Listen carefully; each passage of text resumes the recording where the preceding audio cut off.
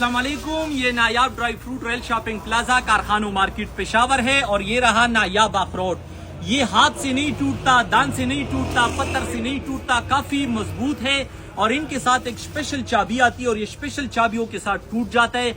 और मेरा दावा है कि इसका एक स्पेशल फ्लेवर है, बहुत ही नायाब किस्म के जायके में है। आप लोग घर मंगवाए इंशाल्लाह या हमारी शॉप की विजिट करें, ऑल पाकिस्तान के लिए डिलीवरी अवेलेबल है। इस तरह चाबी के साथ खुल जाते हैं और ये डुप्लीकेट चाबी से भी नहीं खुलता। अगर आप लोगों ने कई और ड्राई फ्रूट से लिए होगी तो आपने ये वाला अखरोट लिए है।